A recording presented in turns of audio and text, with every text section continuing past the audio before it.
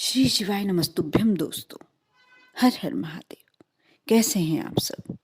स्वस्थ और सुरक्षित होंगे, सुखी और समृद्धशाली होंगे।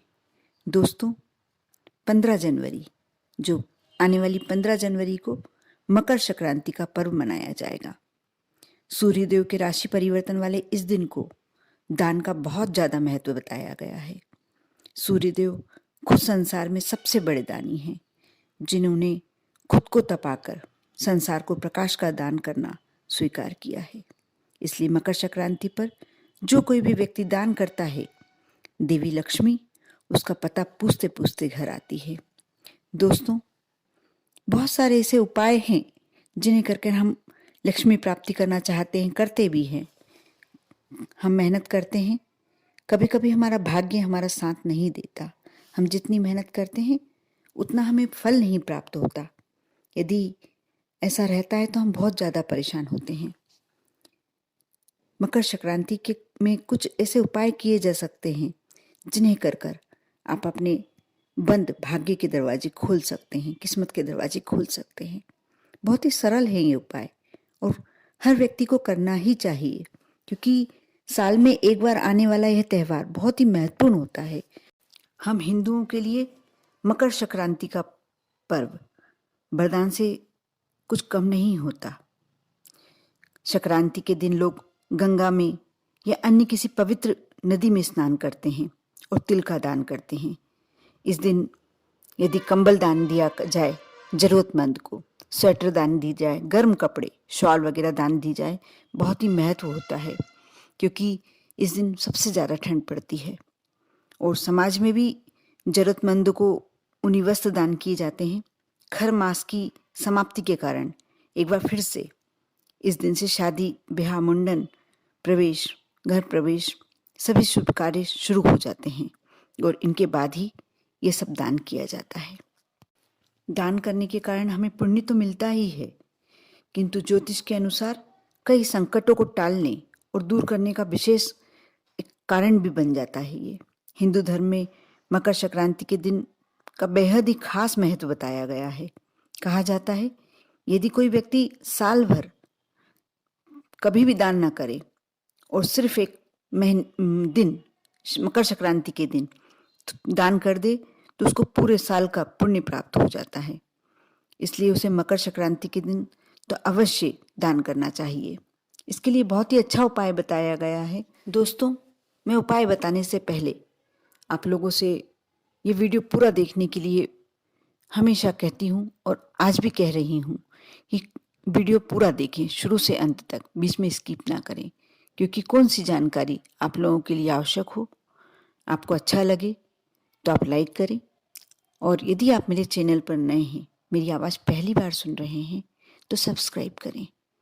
यदि आपका दोस्त, आपका कोई रिश्तेदार ऐसा लगता है कि उसके साथ ये वीडियो अवश्य शेयर करना चाहिए, तो करना ही चाहिए, क्योंकि हमेशा अच्छी बातें दूसरों के साथ शेयर करने से हमारे पुण्य बढ़ते हैं, हमें दुआएं मिलती हैं। इसलिए आप भी अवश्य शेयर कीजिए।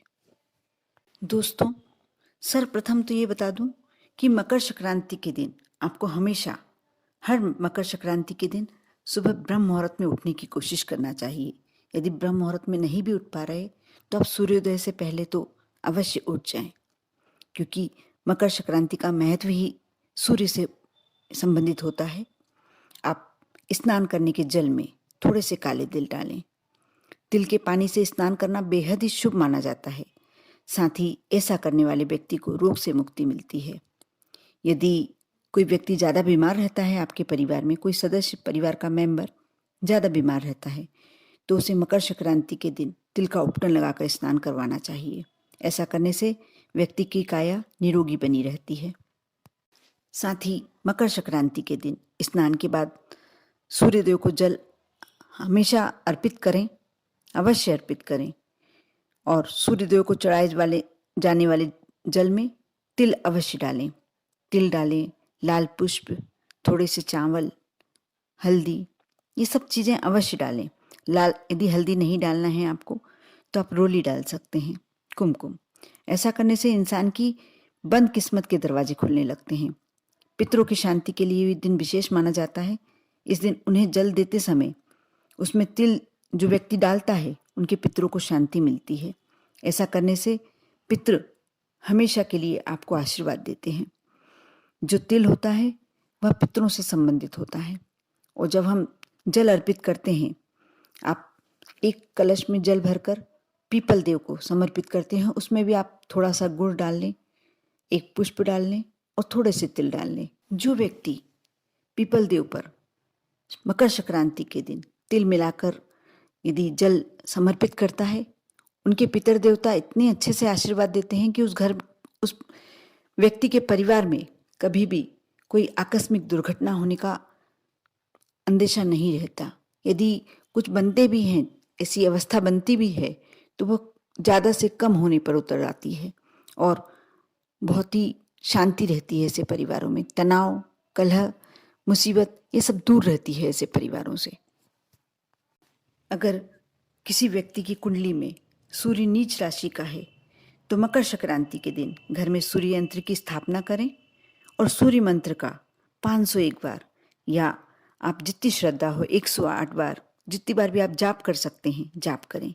सूर्यदेव की प्रसन्नता हासिल करने के लिए पके हुए चावल में थोड़ा सा गुड़ और दूध मिलाकर खाना चाहिए। इसके अलावा इस दिन गुड़ और कच्चे चावल को बहते जल में प्रवाहित करने से भी सूर्यदेव प्रसन्न होते हैं। कुंडली में मौजूद किसी भी तरह का सूर्य दोष कम करने के लिए यदि आपके पास तांबे का सिक्का है या तांबे का चौकोर टुकड़ा आप ले आएं बाजार से और बहते जल में प्रवाहित करें। इससे आपके ऊपर सूर्यदेव की पूरी कृपा प्राप्त होगी और आपका परिवार बहुत ही खुश और आपके घर में हमेशा खुशहाली रहेगी। दोस्तों, अब मैं ऐसा महा उपाय बताने जा रही हूँ जिसे करके आप अपने जीवन के सारे कष्ट, आप लक्ष्मी का आगमन अपने घर में ला सकते हैं और जो भी कष्ट है, जो भी समस्या है, सबसे आप मुक्ति पा सकते हैं। आप जब लड्डू बनाते हैं मकर संक्रांति के लिए, जो घर के लिए बनाते हैं उन्हें थोड़े से बनाकर अलग रख लें। इस दिन महिलाएं सौभाग्यवती नारियों को 14 चीज़ों का, सौभाग्य की वस्तुओं का दान भी करती हैं और करना ही चाहिए। ऐसा करने से सौभाग्य की वृद्धि होती है, लेकिन हमेशा सौभाग्य की वस्तुएं ही दान करना चाहिए, इस बात का विशेष ध्यान रखना चाहिए। आप गर्म कपड़ों को भी 14 लेकर और गरीबों में बांट सकते हैं, कर सकते हैं ऐसा। साथ ही आप एक और उपाय करें, आप कुछ थोड़ी सी तिल्ली जब लड्डू बनाएं तो उसमें थोड़े से सिक्के डाल लें। आप अपनी कैपेसिटी के हिसाब से डाल सकते हैं। आप 11 डाल सकते हैं, 21 डाल सकते हैं, 1 रुपये का डाल सकते हैं, 5 रुपये का, 10 रुपये का, आपकी जैसी श्रद्धा हो, आपका जैसा मन हो, आप वैसा करें और उसके लड्डू बना लें। लड्डू के अंदर वह सिक्के आ जाने चाहिए, अच्छे से कवर हो जाने चाहिए। फिर ये आप मंदिरों में चढ़ा दीजिए ये लड्डू, कुछ गरीबों को दान कर दीजिए। आप यदि ऐसा करते हैं तो आप मान कर चलिए कि लक्ष्मी जी का आशीर्वाद हमेशा के लिए आप पर हो जाता है। इसे गुप्त लक्ष्मी का दान कहा जाता है। आपके ने जो दान दिया है वह किसी को नहीं दिखाई दे रहा।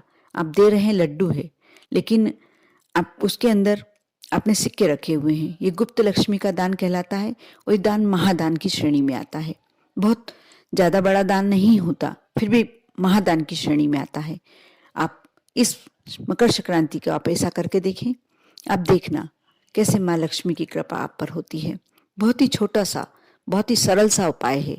आपकी जितनी श्रद्धा है आप उतने लड्डू बना के दें। ऐसा कोई इसमें ज़रूरी नहीं, आप 1 लड्डू भी देते हैं उसके लिए भी बराबर महत्व होता है। लेकिन आप 1, 11, 5 जितने आपकी मन मर्जी हो, जितने सिक्के रखना हो, जितने का सिक्का रखना हो, आप कर सकते हैं। आप अवश्य करें। आप मकर संक्रांति के दिन खिचड़ी का दान अवश्य करें। रेवड़ी का दान, खिचड़ी का दान, गुड़ का दान, ये महादानों की श्रेणी में है। लेकिन जो गुप्त दान बताया गया है, शास्त्रों में उल्लेखित है, ये महादान की श्रेणी में आता है। आप भी अवश्य करें, करके देखें। ओम नमः शिवाय।